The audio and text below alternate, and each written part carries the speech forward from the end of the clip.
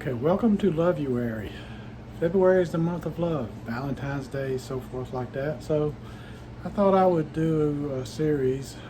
Don't know how many, but maybe 3 or 4 videos with recipes showing you things you can make that are romantic, easy to make, and you can do it for your significant other. You can do it for yourself, whichever. They're all going to be good food. So stay tuned. Today's first Loveuary meal is steak, loaded cauliflower mash, and salad. And the steak will have a mushroom sauce. So stick around and let's get it going.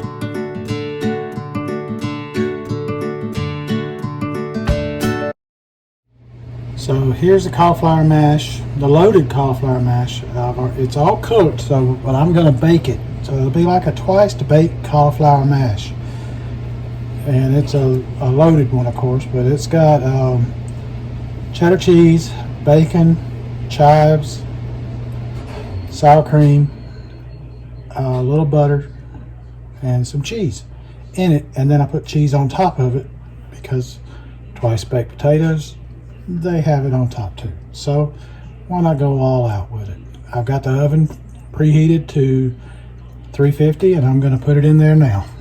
Okay, even though I just put in the cauliflower mash, loaded cauliflower mash, I'm going to get that right in a minute, into the oven. I do want to go ahead and start the steak because it's not going to take that long for that to cook, because I need to do the steak and I need to do the gravy or sauce, the mushroom sauce. So I'm gonna go ahead and do it. I've got ghee in the pan here. This is my steak here. I got it at Aldi. Man, his steaks and prices of meat gone up.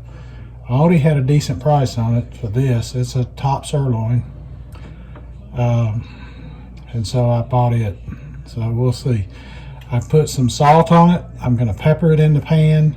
The salt I wanted to put on it, it's been sitting out with the salt on it for about 2 hours because the salt will break down the connective tissue in there and it will help to tenderize the meat.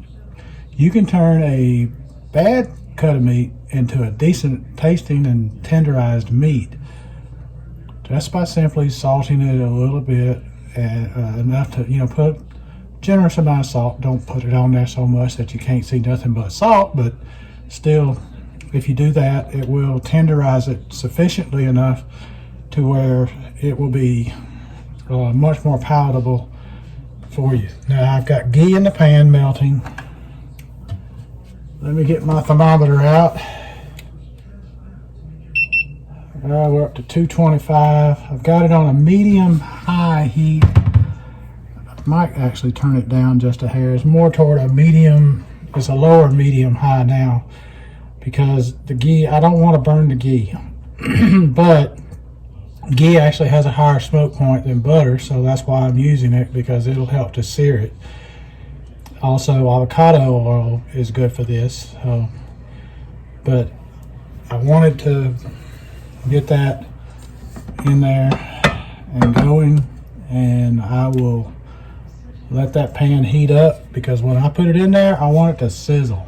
I want to hear applause from the meat when it hits the pan. Up to 279, 289, 301. So yeah, we're getting there.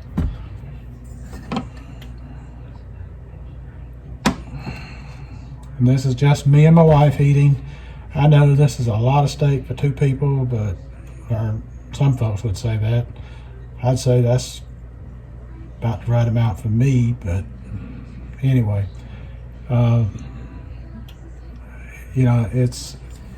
It was a really good deal, so I wanted to get it and do this series. I hope you enjoyed Egguary. Don't know exactly how many episodes of this I'm going to do, but let's see here. Now I'm going to put the meat in, and I want to lay it in there You hear that? That's applause right there. Lay it in there away from you so you won't get any kind of splatter coming back at you.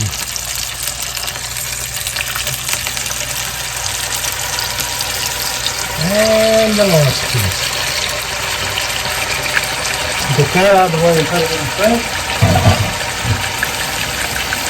Wash that off your fingers.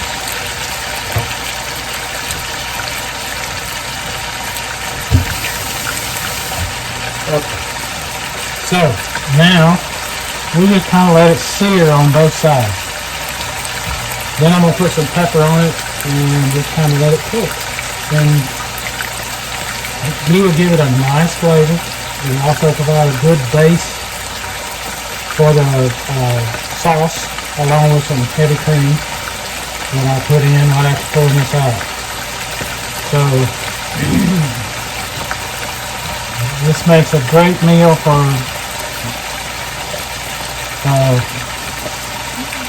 showing you, just a romantic type of thing. Now, I turn with a fork. I know folks say, don't pierce it with anything, it goes bad. Well, you know what, guess what? I'm going to pierce it. I've got tongs, but it doesn't really work well for me for putting them in there. So I'm doing this.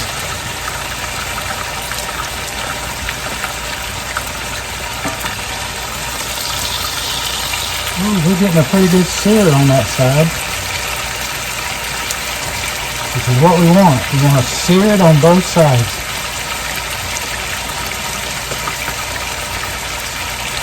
Let's see how this one's looking. Oh yeah. Don't want to flip it before it's seared. I'll get that centered. And then we'll flip it once it's seared, and then I'll cook the other side and get it done and show you the completed product. So I hope you'll give this a try. It's really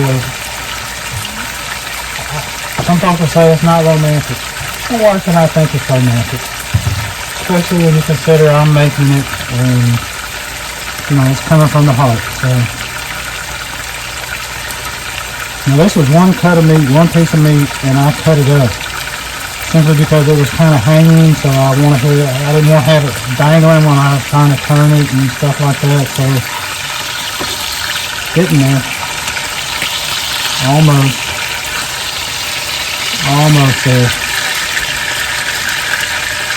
Now some folks pepper it before they put it in. I like to do it after I put it in, simply because sometimes the pepper doesn't want to adhere to the meat when I put it on ahead of time for some reason. I don't know why.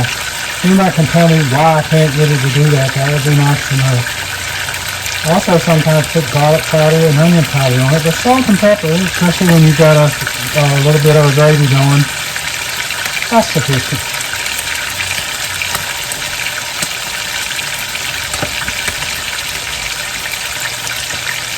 Now I'll cook these to medium rare. Some folks want to cook till well done. I don't know why, but it's your steak. If you want to cook it that way, go for it. I mean, the steak's already dead. Why you want to cook it again? So, almost there with that. And that one is there. There's the sear right there. That one's close enough to it, right there. That's got a nice sear to it. We'll go ahead with this. That's got a good sear to it. Okay, now, there's enough heat in the pan. I'm going to cut it down to just below medium now. And you can tell that pan is really sizzling right now. So, I'm going to put the pepper on it.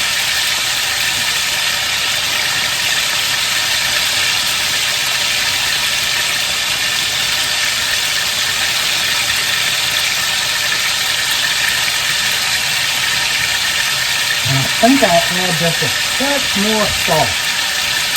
Not a lot, but it's cooked.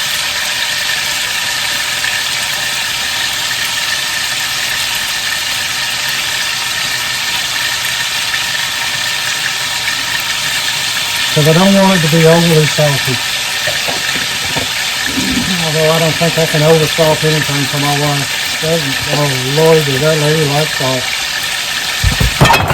Well, y'all just heard a big bang, and I apologize for that. That was me not putting the salt back up in there completely. And it falling onto the counter and just disrupting everything. So I apologize. Alrighty, let me check on our cauliflower mash. Yeah, looking nice in there.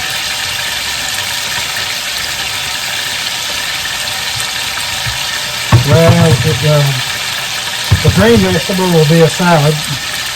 I'll probably do Italian dressing, and my wife will probably do a ranch. I might do a blue cheese. I don't know. We'll see.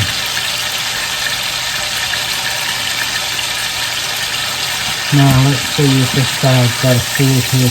That's it. It's close though. It's getting close. Let's see about that side. Yeah, that side's got a decent seal to it. So I want to pepper the other side now.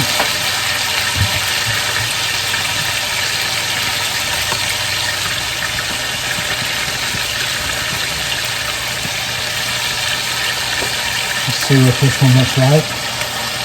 Not quite. Oh, this steak is so tender now. That's what I'm looking for right there. Right there, that's what I'm looking for. A little more pepper on that one. And last but not least, that one there. And then we're going to cut it down lower.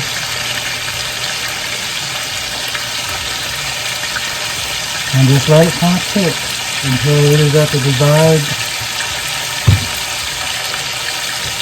temperature.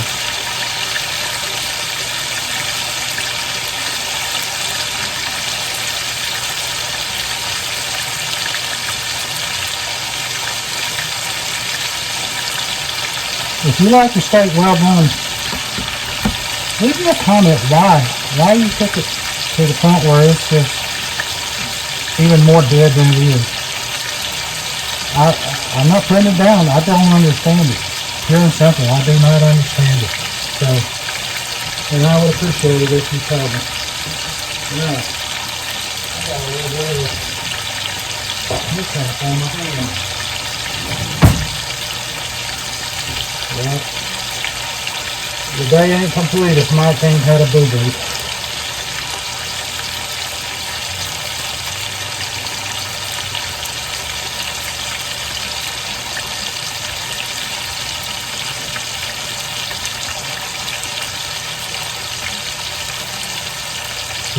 Is steak cooking and sizzling like this, is this a, what do they call it, ASMR, AMSR, whatever that stands for?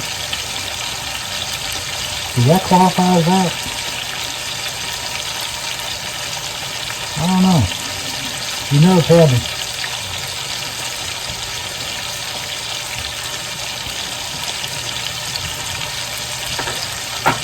So let me get the spoon out here.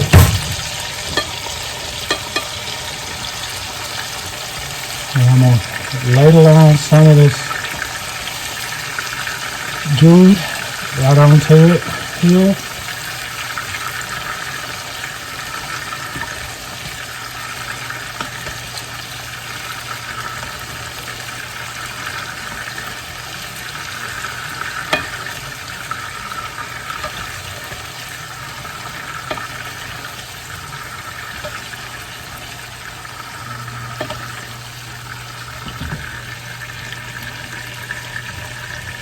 I'll give it a good enough ladle now.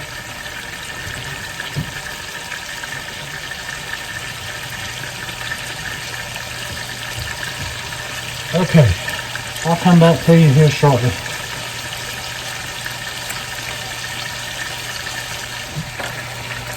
Okay, our steak is done.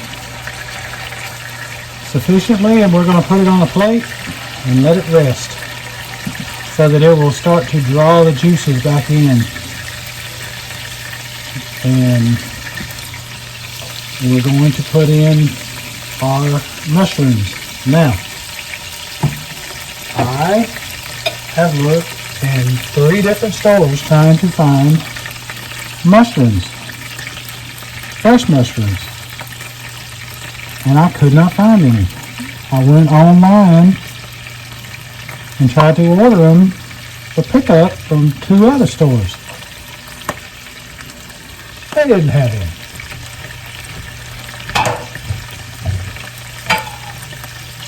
I don't know about y'all, but my shelves in my stores are pretty doggone bare. And what is there is expensive. Way more expensive than it was. So it's canned mushrooms for me. For this.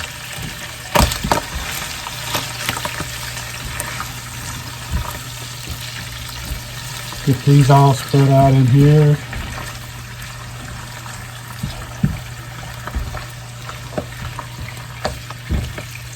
And I'm going to get a little heavy cream.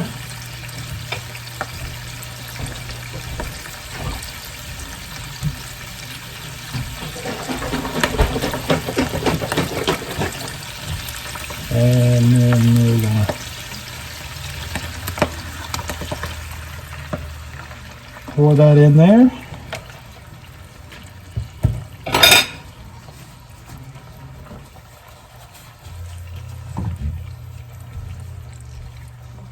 Well, I made a bigger mess, I think. We're going to turn the heat up a little bit now. And we're just going to let this reduce. Might put some seasoning in here, a little more salt and pepper, I think.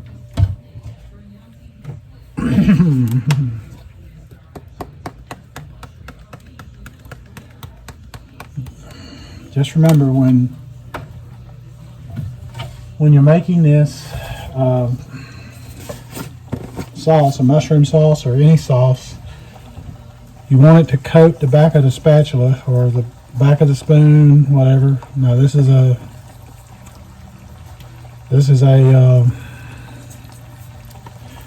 silicone, one of them rubber ones, so it won't necessarily coat it right. So I've got another spoon over here to do it with.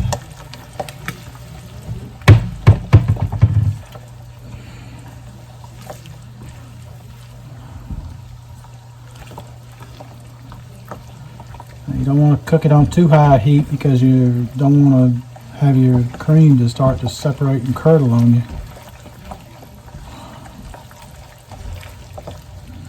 But you do want to reduce it and get enough, and we're getting all that stuff from the bottom of the pan off. That's just good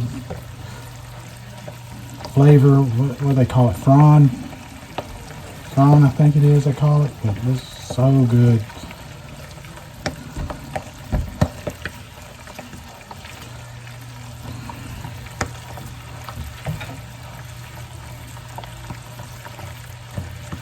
Let it reduce down. It won't take long for it to reduce. It'll reduce real fine and dandy on its own here. And you don't need to add any thickener if you do it like this. I mean, if you want to add xanthan gum to just speed up the process, you can, but this is a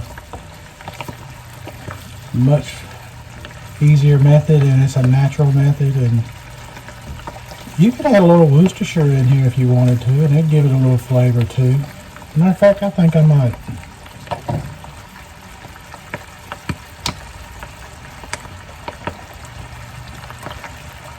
A little flavor and a little color.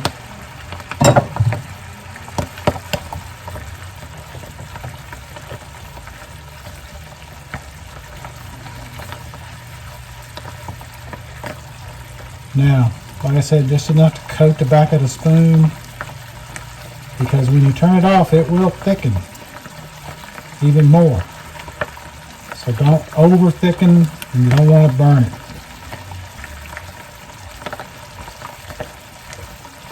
And we're just using the meat and the meat juices and flavorings and all from the meat and the butter or ghee,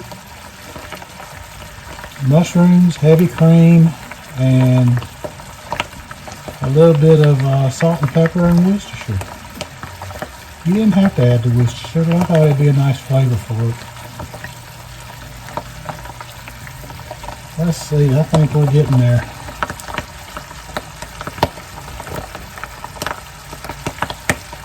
Look at there. Look at that. That's perfect. That's perfect. We can cut the heat off now. It's ready. It is ready.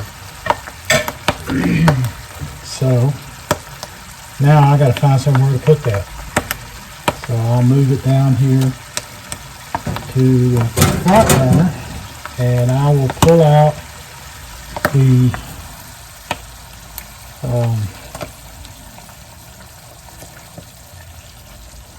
twice to bake stuffed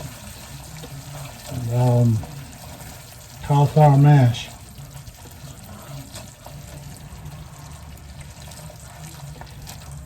I've already taken the lid off of it so it would have time to brown that cheese a little bit, because that's, I mean, lordy, brown cheese is the best. But can you see that sauce? You see how just taking it off the heat, it's made a real good thickening of it. And we didn't add anything to it. Not one single thing. Not a single thing to make it thicker. So let me get that out now. And you can see what it looks like. It's got a slight browning to it. There you can see the browning of it. And all that's nice. And we're going to put this lid back on here. And now we are ready to plate this meal. So this is all cooked up and all we got to do is plate. So be back to show you the plated meal. So there is the finished plated meal right there. And I hope you will take time to make this. It's really not that hard. I hope I made it simpler for you to do. And until the next time, this is Mike at Ketorific Journey, wishing everybody the best, and let's be careful out there.